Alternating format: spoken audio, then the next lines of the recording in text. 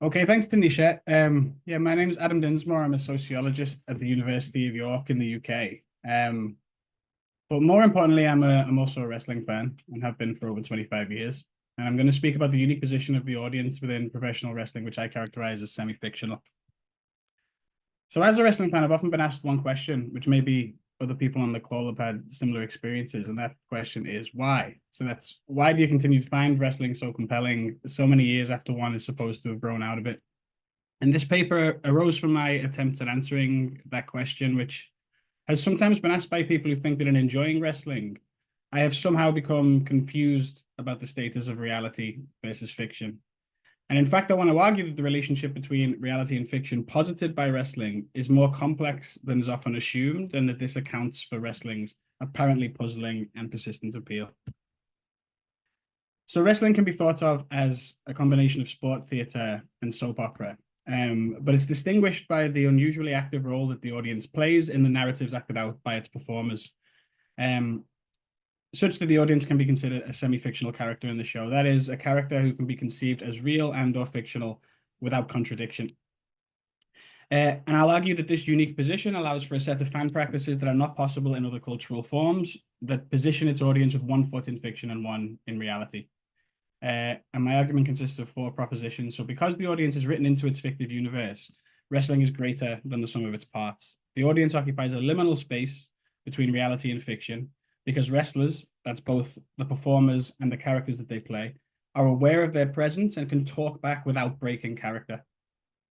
Where other fictions break the fourth wall, wrestling therefore has no fourth wall to break, which means that wrestling narratives emerge from interactions between real and fictional people and are therefore more entwined with reality than other types of fiction.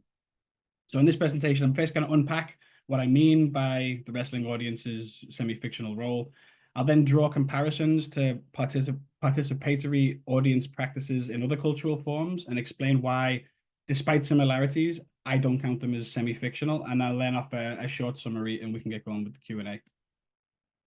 So wrestling semi-fictional audience. So on the most recent episode of Monday Night Raw, John Cena, whose 20-year career is among the clearest examples of the wrestling audience's semi-fictional role, told the fans in attendance that you people do not write history. And this was the statement made by John Cena, the character. But John Cena, the performer, maybe more than anyone else, is well aware that in wrestling, nothing could be further from the truth.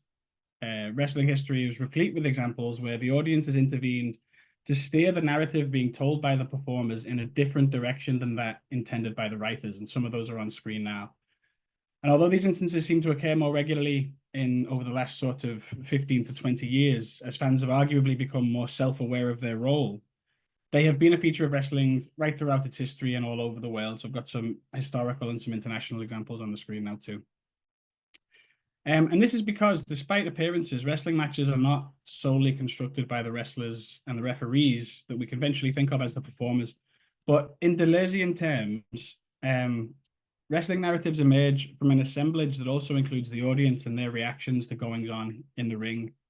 And this constitutes a rather unique collaboration between real and fictional people. So the characters played by wrestlers only exist in as much as any character portrayed by an actor. But audience members are not fictional. They're real people who, whether we situate them in reality or wrestling's fictive universe, have attended the show to cheer their favorites and boo the villains, at least in theory. Yet the two construct the narratives that are told during and between wrestling matches. And so by most definitions, the audience's participatory role qualifies wrestling as an example of postmodern entertainment in which some characters, so the members of the audience, are aware that they are participating in a fiction. However, although the wrestling audience's semi-fictional role is arguably a postmodern construction, it predates the time period we conventionally associate with postmodernism, which is typically said to have begun in the 1960s and 70s.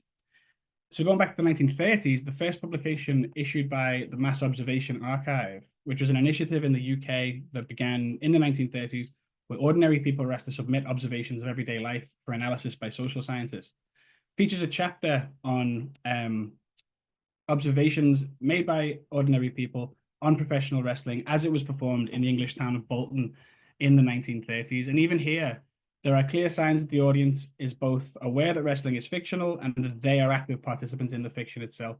So among 100 patrons who were asked why they enjoyed freestyle wrestling, the The most popular answer, rather than strength or skill or any other virtue that we would attribute to a legitimate sporting contest, was humor. And among those who claim not to enjoy wrestling, the most common criticism was that it was not a proper sport because it was staged, faked, and in their opinion, less than a play the game affair. So the quotes on screen now come from some of those patrons who were interviewed for the book. And they suggest an awareness that the wrestlers are, in some sense, acting.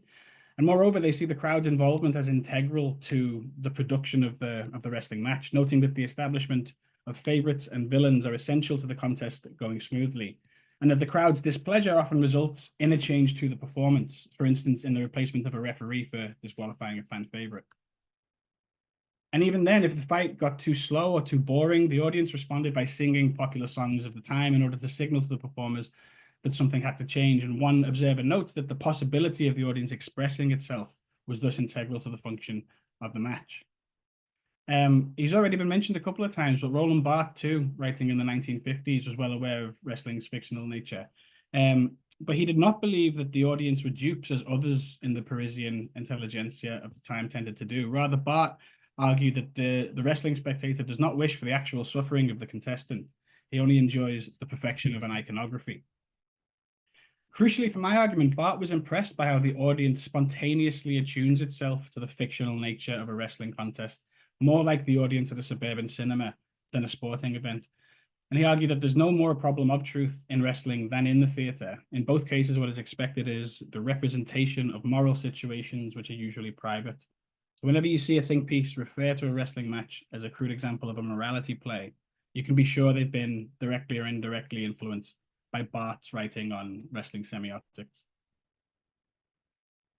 And so these historical examples attest to the fact that wrestling's audience has played a semi-fictional role right throughout its history. And this was made really clear in recent years during the COVID-19 pandemic, which revealed just how integral the audience was, not just to the presentation, but to the construction of wrestling's fictive universe.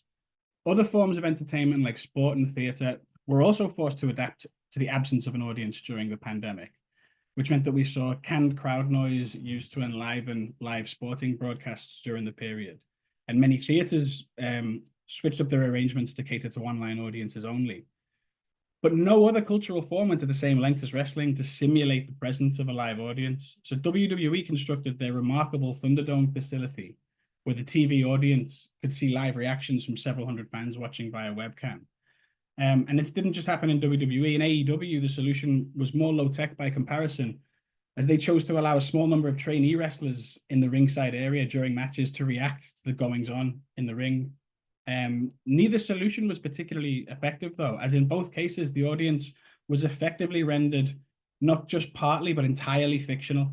Although the webcams genuinely showed live reactions from real fans, WWE, like sports broadcasts of the period, continued to use canned noise rather than live audio from the viewers on the webcams.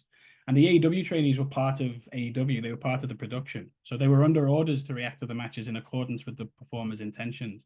So neither solution was able to successfully simulate wrestling's semi-fictional audience with one foot in reality and one in fiction, which led to an extremely sterile product that few fans are keen to revisit.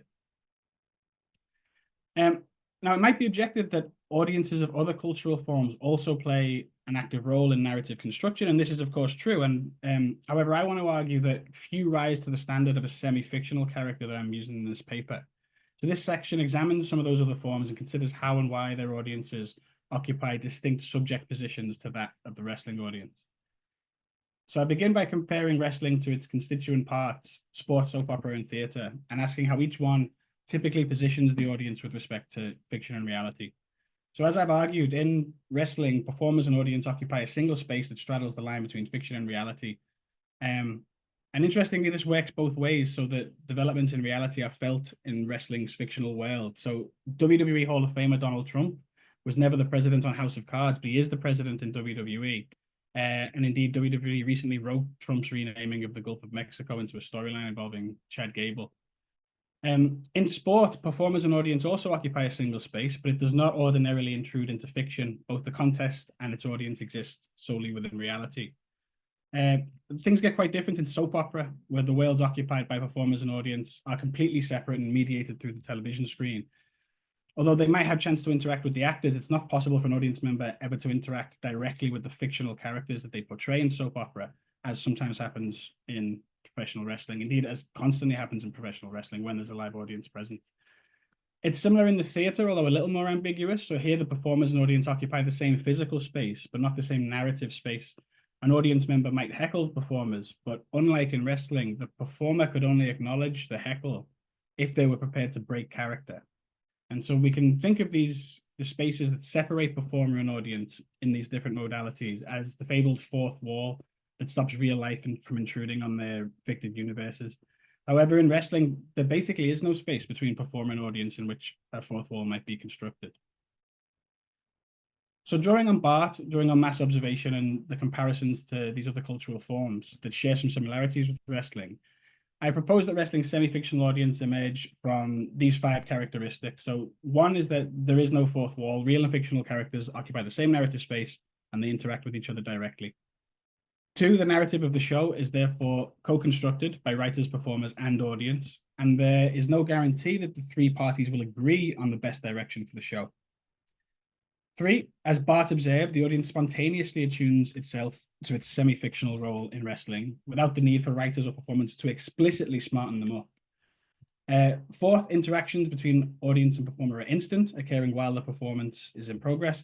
And this means that owing to the live nature of most wrestling broadcasts, the live audience response become a part of the show's canon, whether the writers and performers want them to or not, which means that the audience's response is consequential for future broadcasts, precluding the possibility of a sitcom-style reset the following week where everything goes back to the way that the writers intended. Crucially, none of these individual features are unique to wrestling, but wrestling tends to be the only cultural form where all 5 of these characteristics apply simultaneously. And we can see this clearly when we examine other audience practices, which might be participatory, but lacking one or more of the 5 aspects I've just discussed, cannot be considered semi-fictional. So for instance, in ancient Greek theatre, often featured a chorus who observed the story being told and summarized developments and character motivations for the paying audience. However, like the trainees who spectated at AEW's COVID-era shows, the chorus were ultimately part of the production. Their interventions were perhaps instant and consequential, but there was nothing spontaneous about them, as they were, a planned part of the show. And the fourth wall between reality and fiction therefore remains intact. Another example from soap opera and other televised narratives is the phenomenon of fan service, that's on-screen developments that are prompted by the viewing audience's response to earlier episodes. So a famous example that I've used on the slide here is Bobby Ewing from Dallas, who came back from the dead following a fan backlash, as it was revealed that the months of storyline centering around Bobby's murder had all been a dream. This is a co-constructed narrative of a sort, but it does not involve direct interaction between real and fictional characters like we see in wrestling. Instead, fan service tends to be mediated through word of mouth, reportage, and in the present day through social media, such that there's no break incurred by the fourth wall. Moreover, the audience feedback does not occur instantly during the performance, but can take months or years to filter through. And finally, a really interesting example is immersive theatre. So I'm talking here about theatrical performances where the audience are given an active role by the production. So an example might include a performance of The Great Gatsby, where audience members are asked to dress up in period dress and play the role of the attendees at Gatsby's parties. And this probably comes closest to the semi-fictional role of the wrestling audience. Unlike the other examples we considered, immersive theatre succeeds in abolishing the fourth wall, as wrestling does, allowing the audience to interact directly with the fictional characters in the show. And as such, the narrative of each show is to some extent co-constructed by the audience, whose input does occur instantly during the show. However, the audience input is not spontaneous in the way that Bart recognized in wrestling audiences. The audience's role is here prescribed by the production, which advertises itself as immersive, and therefore does effectively smarten the audience up. Also, the audience's actions are only consequential for the duration of a single show. Once it's over, the fictive universe typically resets itself, ready for the next performance. So in summary, I hope I've demonstrated how the wrestling audience occupies a unique position that allows for a set of fan practices that we don't see, we rarely see elsewhere, even in other participatory forms of entertainment. And those practices principally include the audience's routine and sometimes antagonistic co-construction of the wrestling narrative with the performers and writers who are conventionally considered to be the authors of the show. So returning to the 4 propositions I shared at the start, this means the wrestling audience constitutes a semi-fictional character in the show. And indeed, the fact that the wrestling audience has one foot in fiction, one in reality, means that wrestling's fictive universe is, in a sense, coextensive with the real world, with no fourth wall to separate the two. So rather than a fake sport, the unique position of the audience allows us to think of wrestling as a metafiction more intimately entwined with reality than many others. And so thanks for listening, and we can now jump to the Q&A.